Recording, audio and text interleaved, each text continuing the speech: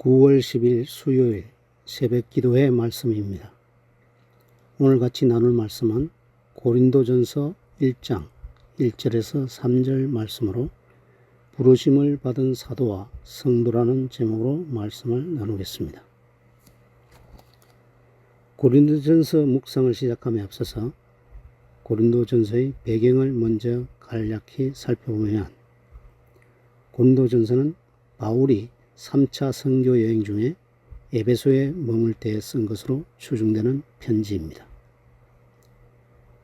당시 고린도는 로마의 거점 도시이자 본토와 남부 지역을 잇는 길목에 있는 지리적으로 아주 중요한 곳으로 일자리가 많아서 풍족하고 또 그 당시에 60만 명이라는 많은 사람이 살고 있는 도시였습니다. 그러니 상업과 동시에 유흥 문화도 발달했으며 도덕적, 성적으로 타락하고 음란한 도시였습니다. 이러한 고린도의 타락한 문화를 가진 일부 사람들이 고린도 교회로 들어옴으로써 여러 가지 문제들이 생겼고 바울에게 이러한 실망스러운 소식이 전해졌습니다. 사도행전 17장 16절을 보면 에베소가 있는 아테네는 당대 최고의 철학이었던 서토아학자들이 있는 지성의 도시였기 때문에 사도 바울이 큰 기대를 가지고 아테네로 가게 되었습니다. 그런데 그 성에 우상이 가득한 것을 보게 된 바울은 격분했습니다. 그리고 아테네의 철학자들과 논쟁을 벌이다가 결국은 에베소를 떠나게 됩니다. 바울이 2차 전도 여행을 마치고 돌아간 뒤에 에베소에 남겨졌던 브리스길라와 아굴라 부부는 아볼로를 만나서 그에게 복음을 더 정확하게 풀어 가르쳤다고 기록되어 있습니다. 여기서 가르침을 받은 아볼로는 고린도로 가서 고린도 교회에서 큰 영향을 끼치고 있었습니다. 그때 바울은 다시 에베소로 돌아와서 3년 동안 머물면서 복음을 전하고 있었는데, 고린도 교회로부터 들려온 소식은 아주 실망스러운 소식이었습니다. 바울은 음란과 거짓교사, 또 수많은 우상들로 점점 더 변해져 가고 있는 고린도 교회가 또 바울파, 아볼로파, 게바파, 그리고 그리스도파로 나뉘어서 분쟁이 벌어졌다는 것을 들었습니다. 바울 자신은 십자가의 도를 전한 것 외에는 자신이 세례를 베푼 사람들을 통해서 어떤 분파를 만들려고 의도했던 적이 없었음을 강조하고 있습니다. 바울은 고린도 교회의 소식을 접하고는 고린도 교회에게 편지를 하게 되는데, 이것이 바로 고린도 전후서입니다. 이러한 배경을 염두에 두고 오늘 본문을 보겠습니다. 본문 1절에서 바울 사도는 자신을 하나님의 뜻을 따라 그리스도 예수의 사도로 부르심을 받은 바울로 소개합니다. 바울은 아테네에서 논쟁의 방식으로 복음을 전했는데, 아테네 사람들보다 똑똑하다고 생각한 바울은 말과 논리로 복음을 전했지만 이 방법이 통하지 않는다는 것을 알고 지성, 지식보다 확신이 더 중요하다는 것을 깨닫습니다. 바울은 자기가 하나님의 뜻에 따라 사도로 부름을 받았다고 확신을 합니다. 이러한 확신은 내가 잘나서가 아니라 하나님의 부르심으로, 하나님이 뜻에 따라 나는 이 사역을 감당하고 있고 또 헌신하고 있다는 확신이 바울 자신을 겸손하게 만들고 행동을 변화시켰습니다. 바울은 원래 예수 믿는 자들을 잡아 가두던 사람이었습니다. 그의 과거는 흠이 많았고 누구보다도 복음과는 거리가 먼 사람이었습니다. 그런데도 하나님께서는 그를 불러 사용하셨습니다. 이것이 바로 은혜입니다. 나의 조건이나 자격 때문이 아니라 전적인 하나님의 뜻 때문입니다. 우리의 인생도 그렇습니다. 우리가 이 새벽에 하나님 앞에 무릎 꿇게 된 것은 내 열심의 결과가 아닙니다. 하나님께서 우리를 불러주시고 은혜로 이 자리에 불러주신 것입니다. 성도 여러분, 오늘 우리가 붙잡을 것이 바로 이것입니다. 나는 하나님의 뜻 가운데 부름받은 사람이다. 이 말씀을 잊지 않을 때에 우리는 세상 앞에서도 흔들리지 않을 수가 있습니다. 다음 2절 함께 보겠습니다. 고린도에 있는 하나님의 교회 곧 그리스도 예수 안에서 거룩하여지고 성도라 부르심을 입은 자들과 또 각처에서 우리의 주 곧 그들과 우리의 주 되신 예수 그리스도의 이름을 부르는 모든 자들에게 라고 기록하고 있습니다.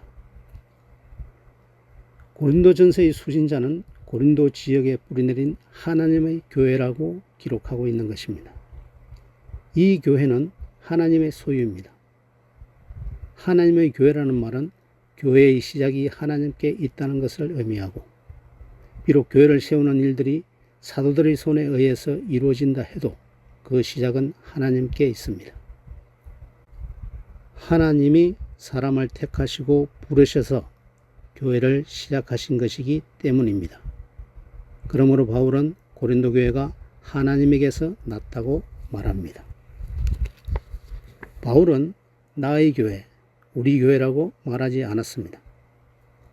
그는 고린도 교회가 탄생하고 성장해 나가는 것에 누구 못지않은 큰 역할이 있었는데도 말입니다.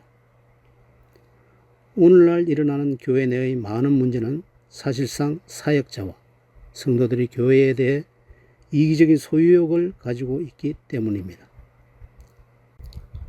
그 누구도 교회 내에서 사회적 신분이나 재력을 근거로 권력을 행사하며 마치 자신들이 교회를 소유한 것처럼 할 수는 없는 것입니다.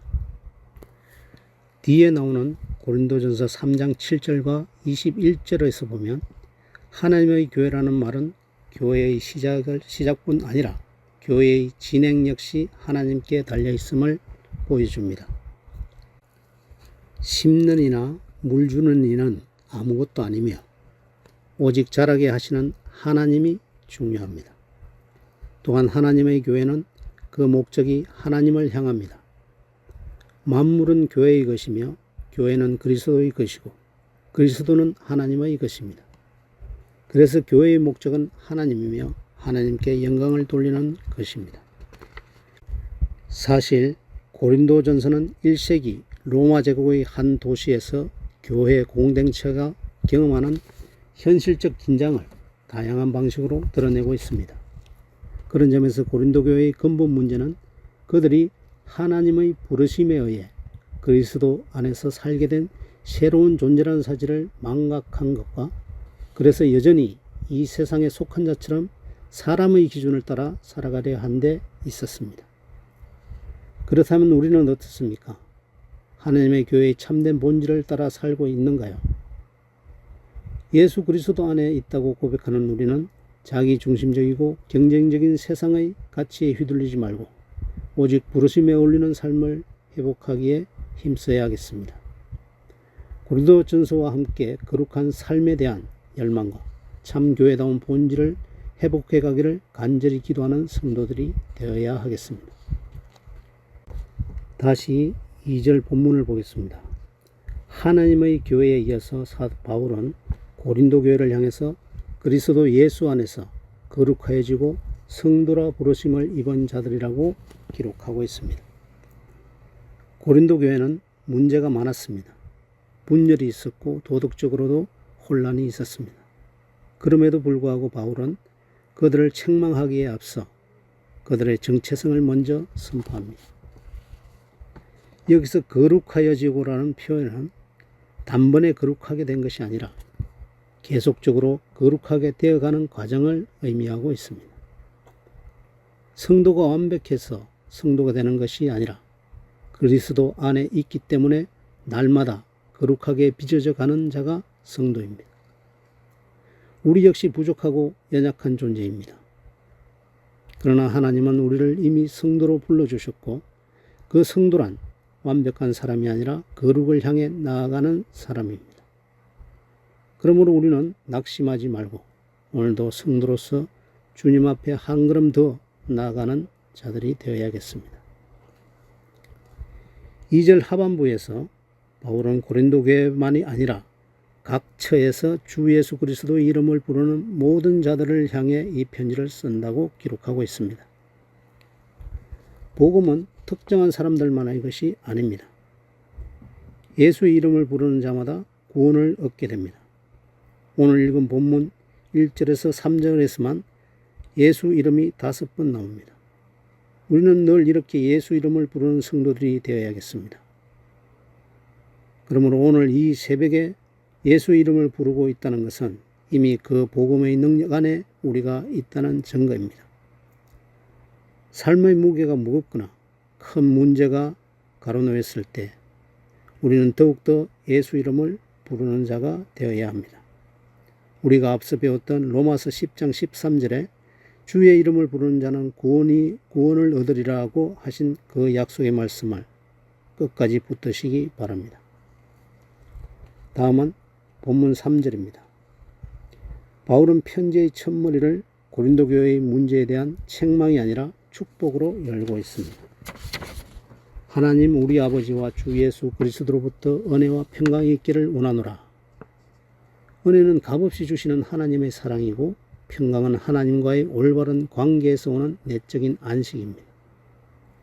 당시 고린도 교회는 많은 갈등과 혼란 속에 있었지만 바울은 그들 안에 하나님의 은혜와 평강이 넘치기를 기도했습니다. 우리가 오늘 하루를 살아가는데 가장 필요한 것이 바로 이것입니다. 사람의 위로가 아니라 물질의 풍족함이 아니라 하나님의 은혜와 평강입니다. 은혜가 우리를 붙들고 평강이 우리 마음을 다스릴 때 우리는 어떤 상황 속에서도 믿음을 지킬 수 있습니다. 오늘 하루도 부르심을 받은 자, 거룩한 성도, 예수의 이름을 부르는 자라는 정체성을 마음에 새기시는 하루가 되시기 바랍니다. 그럴 때 우리의 삶에는 하나님의 은혜와 평강이 흘러 넘치게 될 것입니다. 기도하겠습니다. 아버지 하나님, 저희를 하나님의 뜻 가운데 불러주시고 성도로 세우신 은혜에 감사합니다. 오늘도 예수 이름을 부르며 하루를 시작하게 하시니 또한 감사합니다. 은혜와 평강이 우리의 마음을 다스리게 하시고 주의 부르심에 합당하게 살아가게 하옵소서. 예수님의 이름으로 기도드립니다. 아멘.